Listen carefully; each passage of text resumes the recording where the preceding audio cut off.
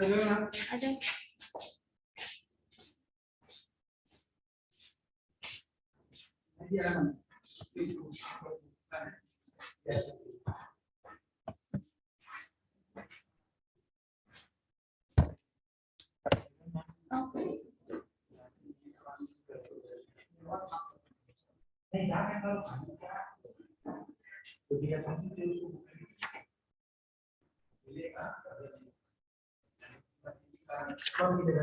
पास करना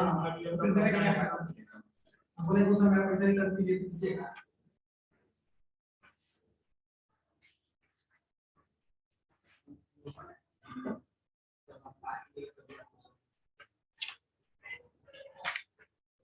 अच्छा है, तुम लोगों का ये बहुत कॉम्प्रिहेंसिवली डिजाइन है, इसके बाद तो कोई नोट्स की जरूरत नहीं है। तुम इतना पॉइंट वाइज दिया मैं ये भी बुक 2 महीने से रखा हुआ था पूरे में। कल हम लोग जाके बोले कि हम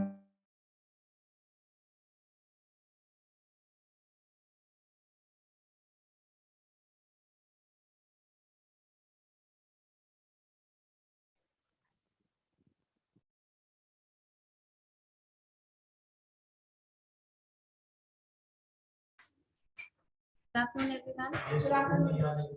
Start the class.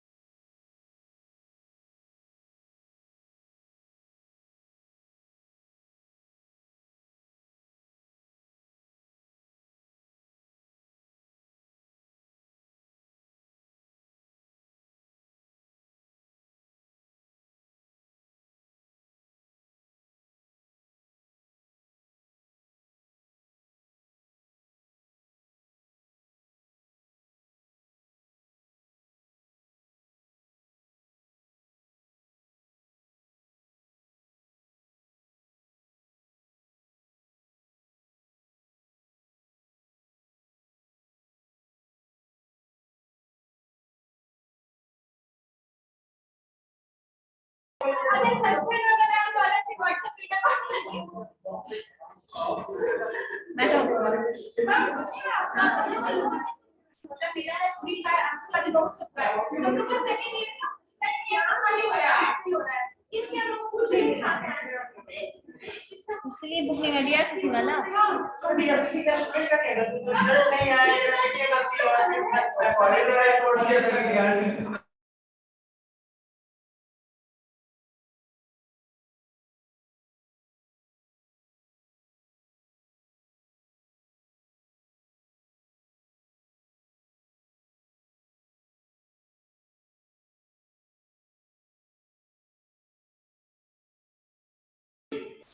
This class we were doing, देखो शिल्पी मैम का जो क्लास ले रहे थे हम, तो हाँ पूछो ये लोग सब क्लास में था।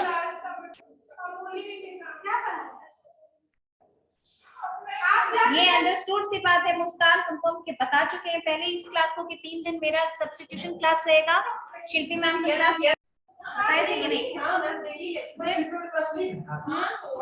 आज क्लास में पूछो ये था, पिछली बार भी पढ़ा रही लीडरशिप पढ़ाए हैं हाँ हाँ डेली नहीं, माने एक तीन क्लास था, एक हम ले चुके हैं, एक आज ट्रेनिंग एंड डेवलपमेंट आज पढ़ाए, पिछले क्लास में लीडरशिप पढ़ाए तुम लोग को। हाँ तो 11 से 12 हम पढ़ाए। अभी अभी अभी क्लास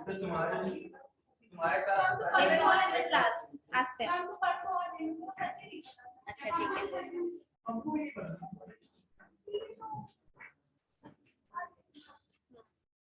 चलो देखो आज ठीक है, आज ट्रेनिंग एंड डेवलपमेंट की कैरी फॉरवर्ड करते हैं, ठीक है। मोटिवेशन पढ़ा रहे हैं, अब ये पढ़ा दिए हैं आधा, तो ये तो रिवाइज करा रहे हैं, रिवाइज कर लो। देखो ट्रेनिंग एंड डेवलपमेंट अभी 11 से 12 वाले क्लास में तुम लोग को ब्रीफ किए कि ट्रेनिंग एंड डेवलपमेंट क्या होता है। ट्रेनिंग एंड डेवलपमेंट हर जगह चैप्टर में एक साथ यूज किया रहता है नाम, लेकिन ट्रेनिंग और डेवलपमेंट में डिफरेंस होता है। जब हम बात करते हैं किसी के ट्रेनिंग की, वो ट्रेनिंग जॉब ओरिएंटेड होता है, वो शॉर्ट नेचर का होता है, शॉर्ट टर्म नेचर का होता है। But when we talk about development, we talk about the overall development in your personality, in terms of your behavior, in terms of your attitude, in terms of your perception. ये सात तीनों word एक chapter है ओबी में, आपको पता ही होगा। Attitude, behaviour, belief, perception, personality, leadership, ये सब एक चैप्टर है। और जब हम ऑर्गेनाइजेशन के बिहेवियर की बात करते हैं,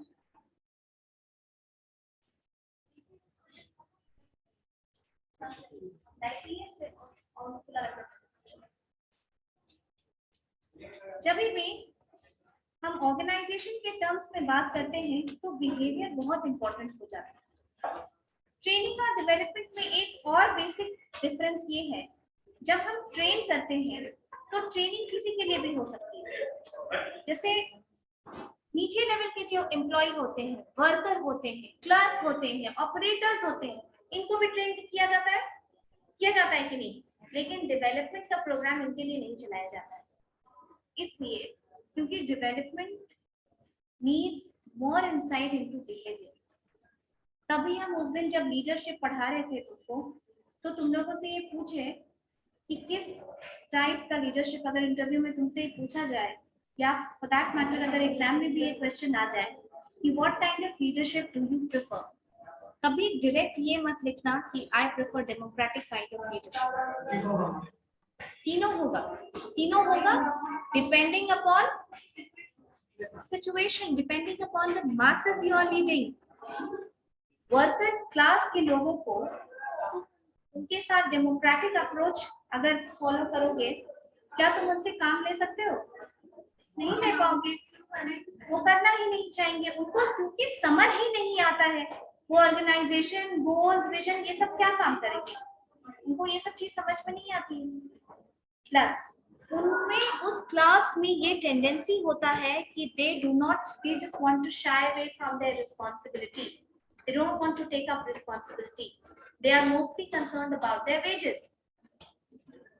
सो जब भी वर्कर का कैटेगरी अनस्किल्ड हो, अनएजुकेटेड हो,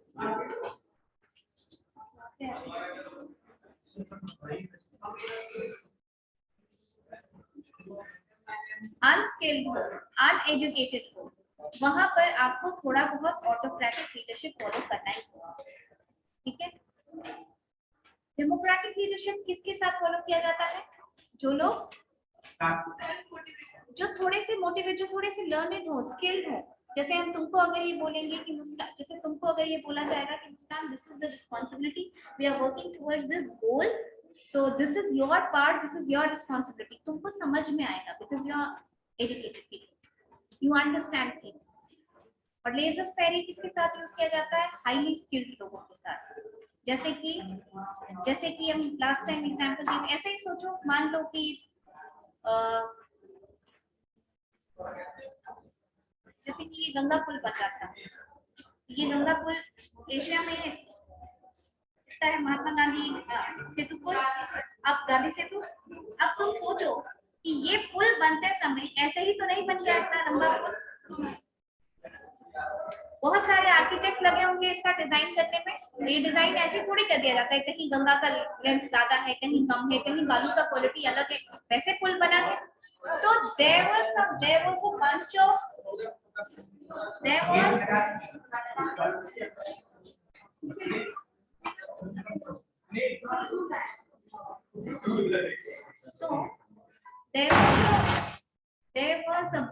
अच्छा ठीक है, keep quiet, इतना भी adverse condition। There was a bunch of highly skilled people who were working as architects in that project। तुमको लगता है कि जो 10 साल 12 साल बड़े बड़े ऑर्गेनाइजेशन में काम कर लिया, जो मैनेजर रह चुका या उसके ऊपर के लेवल का आर्किटेक्ट है, जिसने उसके पहले भी और बहुत सारे इंपॉर्टेंट प्रोजेक्ट पे काम किया होगा, उसको हमेशा सुपरविजन की जरूरत होगी? नहीं होगी। उनको हमेशा डायरेक्ट करने की जरूरत होगी? नहीं होगी। It's like a team work. Laissez faire leadership style is known as a leadership style without a leader. उसको कहते हैं लेजर्स फेरी। ठीक है, हाईली स्किल्ड लोग होते हैं जिनके साथ ये एक टीम वर्क की तरह डिस्कस किया जाता है कि क्या काम करना है हम लोगों को, and then you do your respective work because you are that much skilled, you are that much responsible to take owners of your work yourself. Understood? Coming back to our point कि हम लोग training and development, तो इस तरीके के लोगों के बारे में डेवलपमेंट का वर्ड हम लोग यूज करते हैं। इसके पहले क्लास में हम लोग नीड डिस्कस किए कि नीड ऑर्गेनाइजेशन के पॉइंट ऑफ व्यू से और एम्प्लॉइज के पॉइंट ऑफ व्यू से, दोनों के व्यू से इम्पोर्टेंट होती है। ठीक है, ट्रेनिंग नीड फॉर ऑर्गेनाइजेशन जैसे high productivity, increase safety, quality conscious customers और स्टेबल वर्कफोर्स। हाँ ठीक है, वेस्ट रिडक्शन, टेक्नोलॉजी, ये सारी चीजें हैं। टॉकिंग अबाउट द एम्प्लॉइज, जैसे तुम एम्प्लॉय हो जाओगे, वुड बी एम्प्लॉइज होगे, ह्यूमन रिसोर्स तुम्हारे लिए भी इम्पोर्टेंट है। अगर तुम ट्रेन रहोगे तो तुमको ज्यादा कॉन्फिडेंट फील होगा। Okay, you feel more confident about yourself that I am a part of the stable workforce in this organisation. I am not in the line of people to be fired if there is any case like that, because I am trained, I am more useful to the organization. Second thing, you will be more you will have more adaptability. ठीक है, adaptability factor आपको ज्यादा होगा। आपको जो इतना अभी problem हो रहा है ना इस क्लास में, ठीक है, तुम्हारा भी प्रॉब्लम जस्टिफाइड है, लेकिन ये सब जो इतना प्रॉब्लम आप लोग बता रहे हैं ना, काम करने के लिए जब जाओगे ना ऑर्गेनाइजेशन में, चुपचाप काम करोगे सारा बात। लिसन, पैसे की बात नहीं है, इसीलिए इतना थ्योरी पढ़ाया जाता है और सब तुम लोग गोबर कर देते हो लास्ट में। Everything is not about money.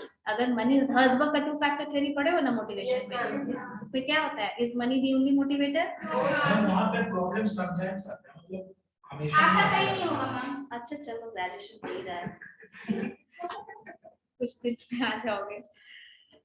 Ratan Tata ने एक स्टेटमेंट दिया था, ठीक है, स्कूल में थे बड़े बच्चों को, लेकिन 11th-12th के बच्चे थे शायद, तो उनको बताया गया था कि in school those students who consider their teachers as very rude, as very strict, they have certainly not met their bosses. ये तो बात सही है मैम, टीचर ने सुनते हैं। अरे तुम लोग के बारे में इन्होंने एग्जांपल दे, कॉमन बताओ। ठीक है, तो ये चीज होती है। So this we discussed training, the need for training both for organization and for employees. अब देखो, depending upon the kind of job, सांस ले लो तुम लोग,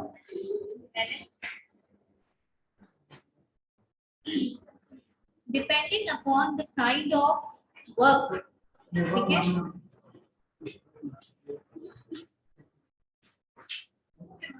depending upon the kind of work, किस काम, हर काम के लिए ट्रेनिंग अलग अलग तरीके से दी जाती है, रिक्वायरमेंट अलग होता है, टेन्योर अलग अलग होता है, कुछ काम को 14 दिन की ट्रेनिंग में भी स्टार्ट किया जा सकता है, कुछ के लिए 6 मंथ की ट्रेनिंग की लगती है। Okay, the types of training method, जब हम ट्रेनिंग मेथड की बात करते हैं कि किस तरीके की ट्रेनिंग मेथड होती है, वो 2 तरीके की होती है। कौन कौन? On the job, on the job, of the job, दोनों में डिफरेंस क्या होता है? On the job within the organization and outside of the organization. Example बताओ।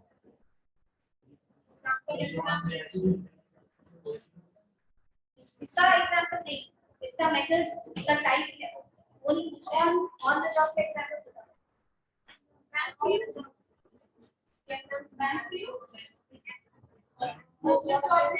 एयरपोर्ट सिक्योरिटी और यूपीएससी कौन सा है?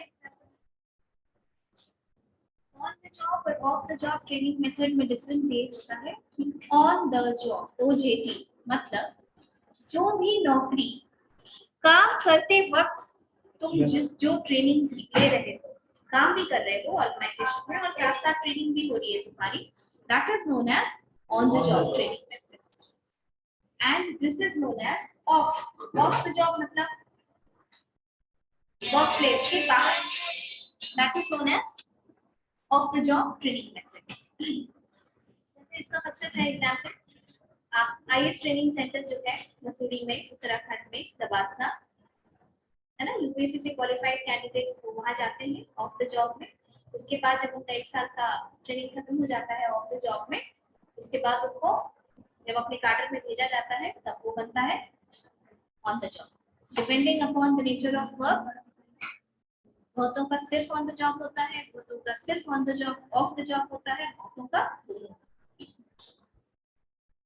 On the job training methods का क्या क्या एडवांटेज होगा बताओ? जब तुम ऑर्गेनाइजेशन में ही रह रहे हो, your performance होता है, टाइम कंज्यूमिंग और टाइम सेविंग।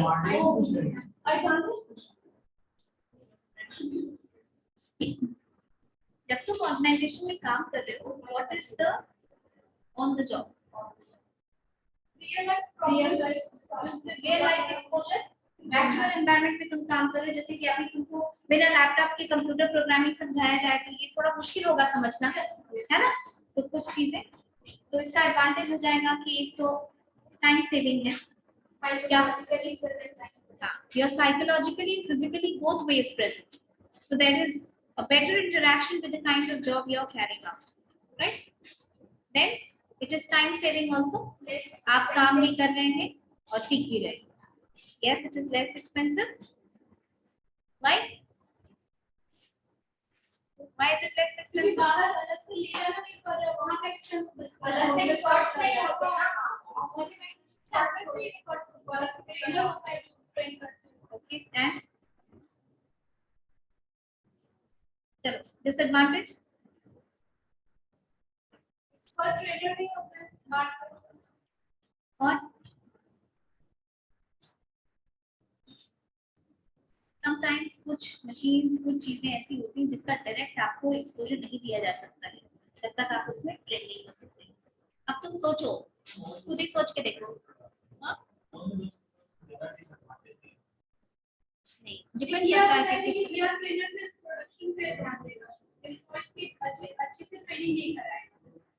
इसलिए क्योंकि ऑन द जॉब जब ट्रेनिंग होती है, तो ऑन द जॉब में तुमको कौन आता है? जीएम ट्रेन करने थोड़ी आता है, तुम्हारा जो इमीडिएट सुपरवाइजर होगा ना, जो जिसके अंडर तुम काम करोगे, वही आएगा तुमको ट्रेनिंग पे। अब क्योंकि भाई तुम तो ट्रेनी हो, तुम्हारे ऊपर बहुत प्रेशर नहीं है, बट वो तो एम्प्लॉय है, वो तो चाहेगा कि उसका प्रोडक्शन सही से चलता रहे, रादर देन कि वो तुमको ट्रेनिंग देने में जो टाइम बर्बाद करेगा, राइट? इसीलिए थोड़ा सा हो सकता, क्या हो गया सुनील? Reading something? तो ऑन द जॉब में वही चीज होती है कि जो ट्रेनर है तुम्हारा, कई बार हो सकता है कि तुमको पूरा फुल इंफॉर्मेशन देने में इंटरेस्टेड ना हो। क्यों नहीं हो? क्योंकि उसको लगेगा कि जितना टाइम वो तुम्हें इन्वेस्ट करेगा उतने में उसका काम हो जाएगा। और एक डिसएडवांटेज क्या होता है ऑन द जॉब का बताओ? ट्रेनर का जो डिसीजन काफी है। हाँ, अब हम तुमको एचआर पढ़ा रहे हैं, मेरे में जो कमी है, तुम एचआर हमसे ही पढ़ रहे हो, तो तुम्हारे में पास हो जाएगा। जो चीजें हमको नहीं आती तो हम कोशिश करेंगे कि तुमको ना बताएं, कोशिश क्या करेंगे, नहीं ही बताएंगे। ठीक है, तो उस वे में हो सकता है कि तुम्हारे में हो सकता है कि वो चीज तुम्हारे में भी कॉम्पेंस पास ऑन हो जाए। ठीक है, यही चीजें होती है supervisor. Sometimes that supervisor may not be a very expert person, in that case the problems of the supervisor will pass on to the new trainees. Off the job का advantage,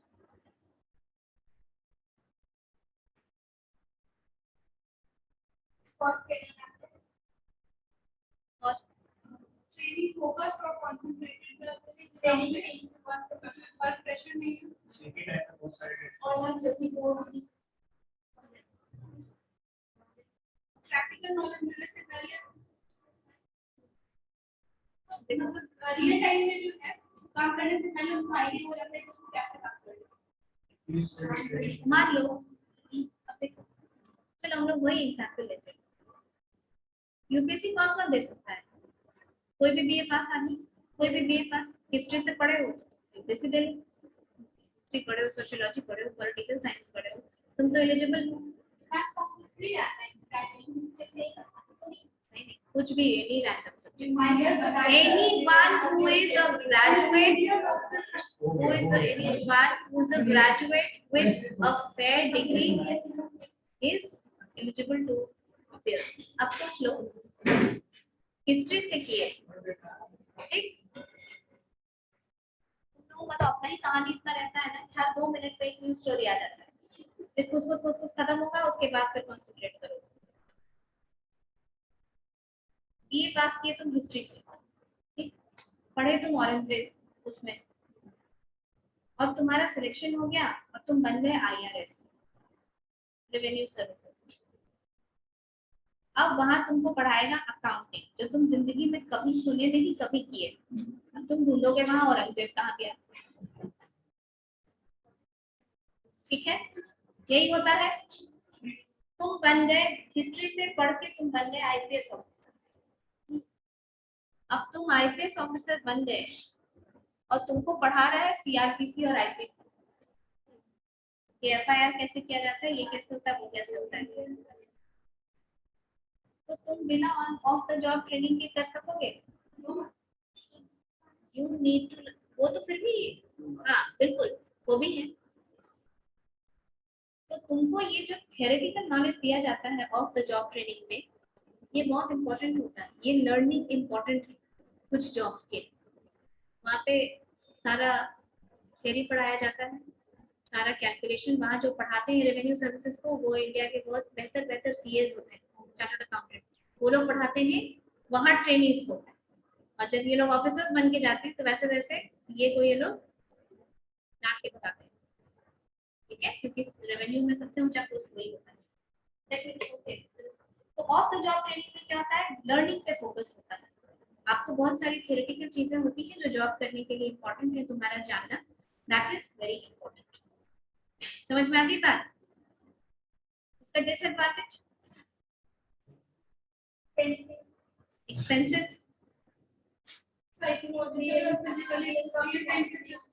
कभी एक तो एक्सपेंसिव है। Expensive क्यों होता है? अब तो ट्रेनिंग के लिए सारा इंफ्रास्ट्रक्चर क्रिएट करोगे, उसका अकोमोडेशन, उसका सेंटर, कई जगह सेंटर होता है, उसका रेंट पे करना होता है। आपको ट्रेनर जो एक्सपर्ट आते हैं वो बहुत पैसा चार्ज करते हैं। ठीक है, 2 दिन ट्रेनिंग का ही वो काफी पैसा चार्ज करते हैं। तो सोचो कि जो लेक्चर देने के लिए आ रहे हैं वो कितना पैसा चार्ज करेंगे। लेकिन हाँ, those people are expert people, those people have deep insight for the kind of job you are performing. तो वो एक नॉलेज जो होता है वो इनकम्पैरेबल होता है। इट इज एक्सपेंसिव, सारा अकोमोडेशन करना, फिर तुमको फैसिलिटी देना, पेमेंट भी किया जाता है उस समय। Plus sometimes you may feel a lag when you go to the actual workplace. जब आप पढ़ के जस्ट 6 महीना तुमको यहाँ पे किसी जॉब के लिए प्रिपेयर कर रहे तुम ट्रेनीज ही हो, तुम एक्चुअल वर्क प्लेस पे जाओगे, बोलोगे कि दिक्कत हो रही है, थोड़ी सी साइकोलॉजिकल एडजस्टमेंट में तुमको प्रॉब्लम हो रहा है, ये वैसा तो नहीं था जैसा हम लोग पढ़ रहे थे वहाँ पे। तो ये चीजें भी होती हैं इसके साथ। Nonetheless, both have their own share of advantage and disadvantage and suitability also. कुछ जॉब्स है जिसमें कि आप डायरेक्टली उनको ऑन द जॉब नहीं रखा जा सकता है, बिना सिखाए नहीं रखा जा सकता, ठीक है।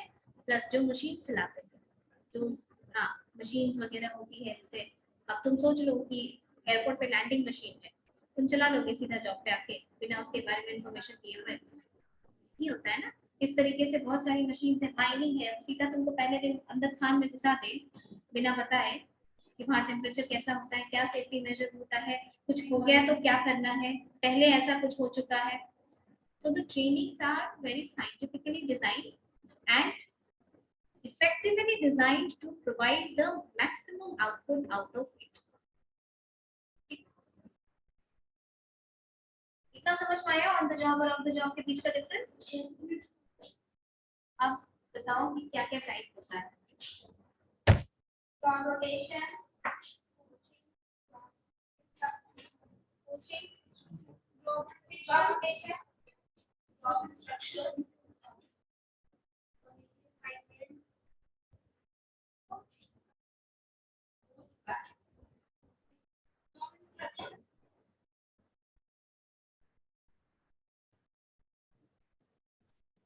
job instruction, committee assignment था अंडर 34। ये तुम लोग नहीं बताए? कमिटी असाइनमेंट ठीक है, बता देंगे मुस्कान। यस होने लगते हैं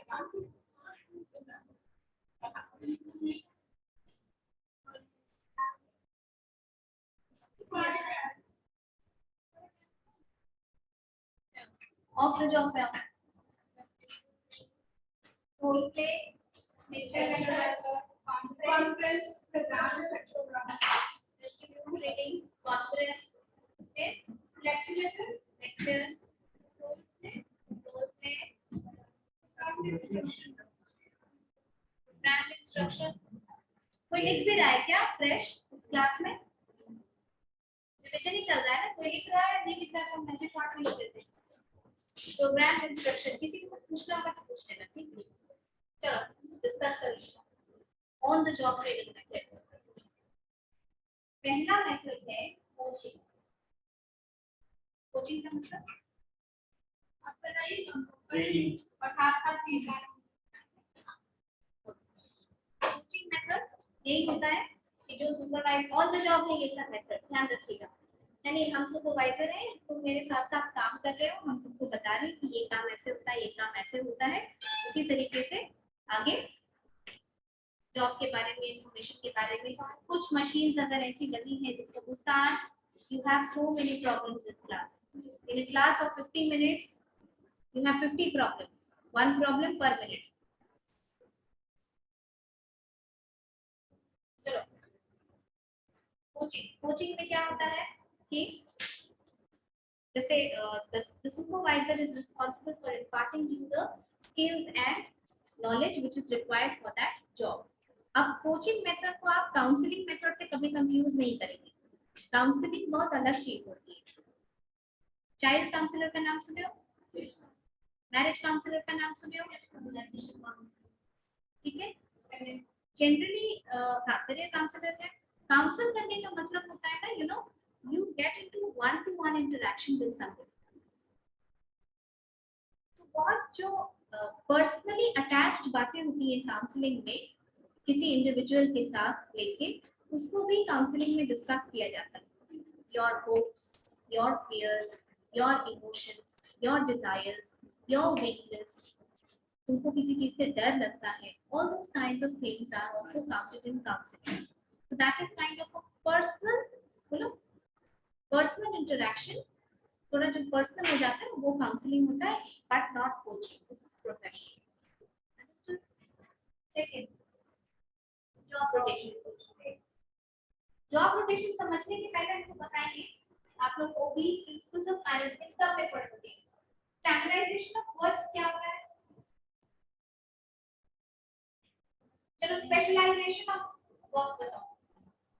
एक फील्ड में बहुत टाइम तक काम कर रहे हैं, एक्सपर्टीज मालूम है, सबको समझ में आ गया? स्पेशलाइजेशन ऑफ वर्क का मतलब है एक्सपर्टीज गेन करना। किसी एक काम को इतने लंबे समय तक किया और इतना डीपली इन्वॉल्व होकर किया कि उसमें आप स्पेशलाइज्ड हो गए। ठीक, अब बताओ जॉब रोटेशन मतलब क्या होता है? नहीं नहीं, लड़की ने जॉब को मतलब वन एक्सपीरियंस करवाया जाता है, सेफ्टी ऑर्गेनाइजेशन में डिपार्टमेंट है। हाँ ठीक है, क्यों कराया जाता है? वो हर तरह के स्किल को गेन कर सके या बढ़िया बताइए है तो उसके लिए रखो और फ्लेक्सिबिलिटी और बोर्डम जरूरत पड़ने पे हेल्प में बोर्डम भी ना, बोर्डम हटाने के लिए नहीं किया जाता है, इतना एंटरटेनमेंट आपको ऑर्गेनाइजेशन में नहीं मिलेगा। ठीक है, ग्रेजुएट हो रहे हो थोड़े दिन के बाद उसको ये सेंस नहीं होता है कि मेरा ही सबसे ज्यादा सुपीरियर है। ये स्पेशलाइजेशन ऑफ वर्क जो अभी हम लोग डिस्कस किए, क्या हो गया लास्ट बेंच, कोई दिक्कत? स्पेशलाइजेशन ऑफ वर्क जो भी हम लोग डिस्कस किए, इसका डिसएडवांटेज बताओ सर।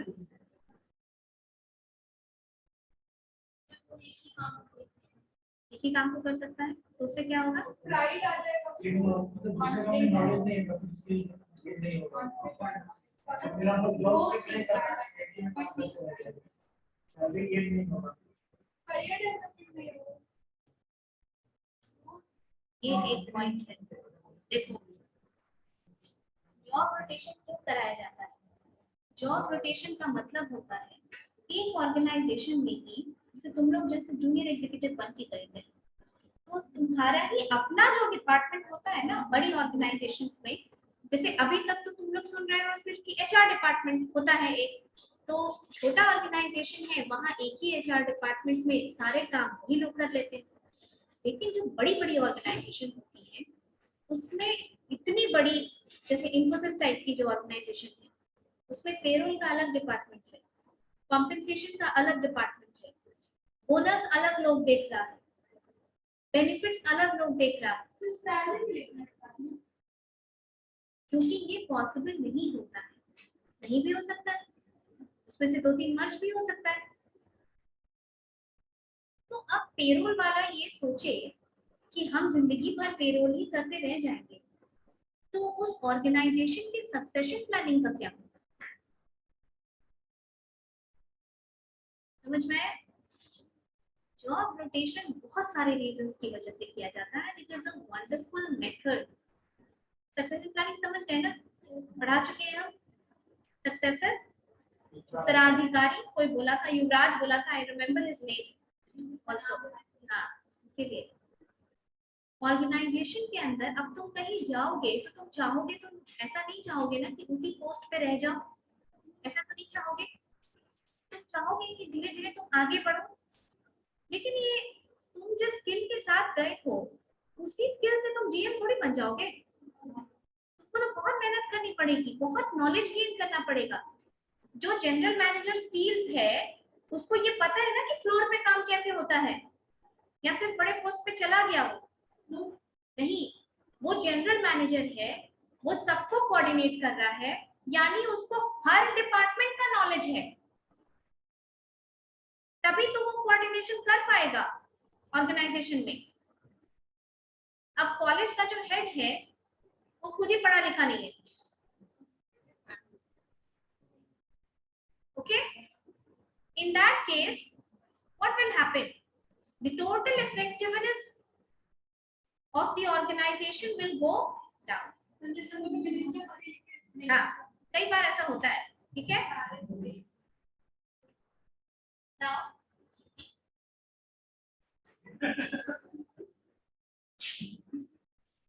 see, जब आप जॉब पोजीशन की बात करते हैं, तो in that case, there are 2-3 reasons why job rotation और position rotation is carried out. पहला, अलग अलग डिपार्टमेंट का आपको नॉलेज होना चाहिए। दूसरा, ये हेल्प करता है तुम्हारे पर्सनल लेवल पे भी और ऑर्गेनाइजेशन लेवल पे। पर्सनल लेवल पे क्या हेल्प करेगा? तुम ज्यादा काम सीखोगे तो तुम्हारी करियर अपॉर्चुनिटी ज्यादा होगी, तुम बाकियों से बेहतर होगे। ऑर्गेनाइजेशन के लिए अच्छा है कि वो नीचे से लोगों को तैयार कर रहा है ऊपर के पोस्ट पे जाने के लिए। जितना स्किल्ड आदमी ऊपर के पोस्ट पे बैठेगा ऑर्गेनाइजेशन के लिए उतना अच्छा है। तीसरी बात, जो बंदा काम करता है ठीक है, जो बंदा काम करता है वो बंदा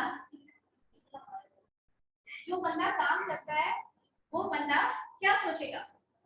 हो सकता है कि उसको सेंस ऑफ सुपीरियरिटी आ जाए अपने डिपार्टमेंट में काम करने से, ठीक है। अगर उसको सेंस ऑफ सुपीरियरिटी आती है तो ये भी टीम वर्क के लिए अच्छा नहीं होता है। Okay, in that case job rotation help करता है तुमको ये जानने में कि कोई अगला डिपार्टमेंट का भी जो काम होता है वो तुम्हारे काम से इंफीरियर नहीं है। ओके, तुम्हारे काम से इंफीरियर नहीं है और उसका सपोर्ट और तुम्हारे डिपार्टमेंट का support is important to take the organisation forward. Understood? This is the importance of job rotation और position. Succession planning जरूर डिस्कस करना जब भी जॉब रोटेशन डिस्कस कर रहे हो। कोई डिसएडवांटेज इसका?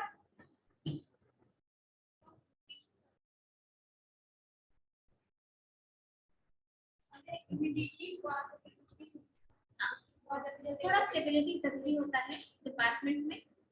बाय द टाइम कोई नया काम सीखने में when you're learning something new it takes time and by the time you are good and you start delivering, okay, तुम्हारा पोजीशन चेंज कर दिया गया तो क्या होगा कि कहीं पे भी काम ठीक से सीख नहीं पाओगे और एफिशिएंसी नहीं ले पाओगे। In that case it is advisable कि जॉब पोजीशन जब आप चेंज करते हैं थोड़ा सा सफिशिएंट टाइम अलाउ कीजिए सेटल डाउन करने के लिए। वर्कर्स का बहुत ज्यादा जॉब रोटेशन नहीं होता, ये एग्जीक्यूटिव्स का होता है।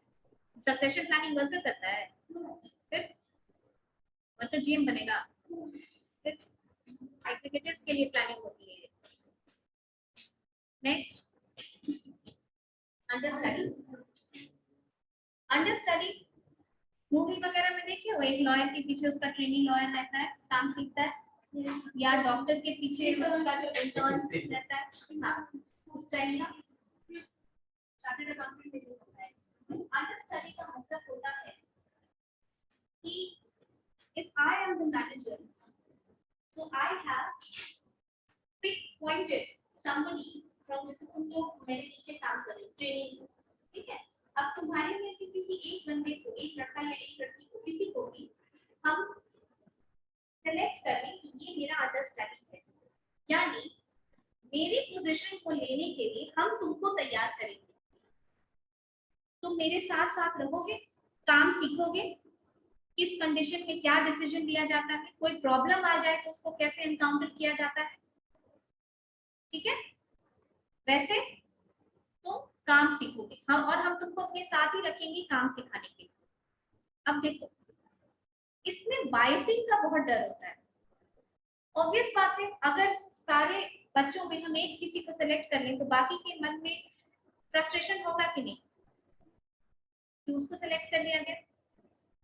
दूसरी बात, जिसको हम सेलेक्ट करेंगे कहने का मतलब है कि मेरा फ्यूचर पोजीशन वो ही लेगा या लेगी, एंड दैट डिपेंड्स अपॉन, तो ये तो फाइनल हो गया कि हम उसको अपने पोजीशन लेने के लिए तैयार कर रहे हैं। तो बाकी जो लोग ट्रेन कर रहे हैं या जो फ्यूचर एम्प्लॉइज बनने वाले, क्या उनका मोटिवेशन डाउन नहीं होगा? कि पहले से ही सिलेक्टेड है, इसमें मेहनत करने की क्या जरूरत होगा ना। दूसरी बात कि हम उसको अपने पोजीशन पे कब डालेंगे, मेरा पोजीशन को कैसे देगा? जब हम हटेंगे। अब कब हटेंगे, क्या क्या कंडीशंस में हट सकते हैं? हम रिटायर हो गए, मेरा डेथ हो गया, मेरा रेजिग्नेशन हमने दे दिया, या मेरा प्रमोशन हो गया तो मेरे नीचे वाले सीट खाली हो गई, ऐसे कंडीशंस में, ठीक है।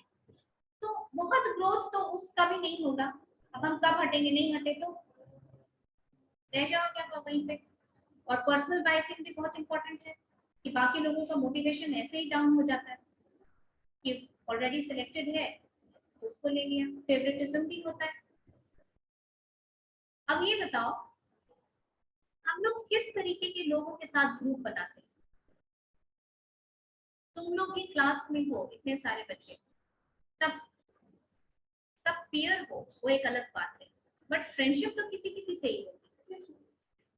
थॉट्स जिससे मिलते हैं, लाइक माइंडेडनेस जिससे होता है, जो तुमको लगता है कि यू नो कि मेरे जैसे सोचता है या मेरे जैसे सोचती है।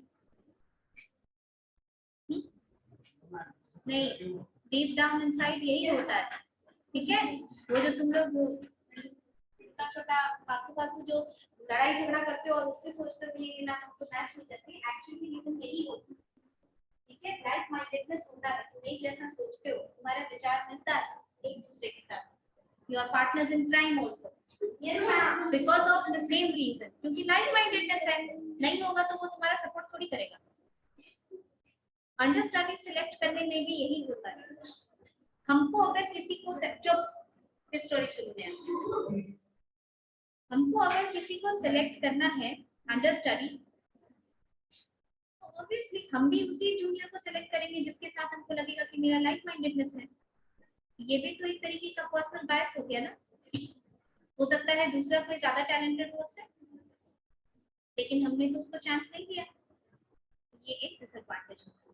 और जॉब इंस्ट्रक्शंस ये कोचिंग जैसा ही होता है, जॉब का इंस्ट्रक्शन दिया जाता है। Next committee assignment. एग्जीक्यूटिव्स को we have time 2 minutes, we have committee assignment में ये होता है कि एग्जीक्यूटिव या मैनेजर्स जो ऊपर रैंक के लोग होते हैं उनको डेवलप करने के लिए भी ये ऑन द जॉब मेथड तैयार किया जाता है। कमिटी असाइनमेंट में क्या होता है ना कि जिन लोगों को, जो ट्रेनीज होते हैं, उन लोगों को आप सेलेक्ट करते हैं, उनकी एक कमिटी बनाते हैं जिनको आप चाहते हैं कि वो फर्दर डेवलप करें। Again succession planning is one case here. उनकी कमिटी बनाते हैं और आप उनको कोई रियल ऑर्गेनाइजेशन का प्रॉब्लम सॉल्व करने के लिए अपॉर्चुनिटी देते हैं। कोई रियल प्रॉब्लम जो ऑर्गेनाइजेशन में सॉल्व करना है, या फिर कोई केस स्टडी देते हो तुम, ताकि तुम पढ़ो, you develop an insight into the problems and if it is not a problem then matter of the organization। जैसे एक कमेटी बना ली तुमने और उस कमेटी को बोला कि कॉस्ट कंट्रोल पे एक मेथड डिजाइन करो ऑर्गेनाइजेशन के लिए, ठीक है। कॉस्ट कंट्रोल पे एक मेथड आप डिजाइन कीजिए। अब कॉस्ट कंट्रोल पे मेथड डिजाइन करने का मतलब है कि वो सारे डिपार्टमेंट्स के बारे में इंफॉर्मेशन कलेक्ट करेगा, क्योंकि कॉस्ट कंट्रोल तो हर जगह से होगा। सारे डिपार्टमेंट को अच्छे से पढ़ेगा, माइन्यूटली ऑब्जर्व करेगा, राइट। तो इस तरीके से वो ऑर्गेनाइजेशन के बारे में ज्यादा जानेगा, उसका ऑलराउंड डेवलपमेंट होगा, है ना। तो this is a method of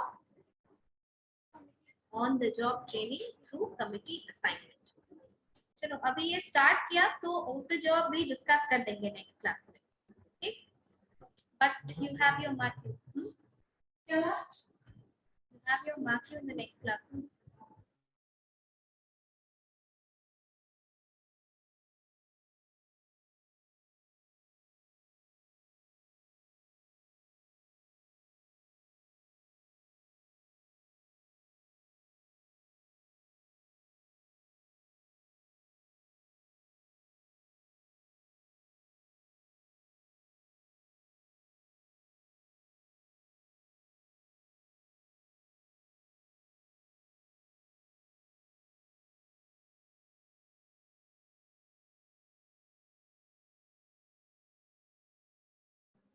Thank you, class.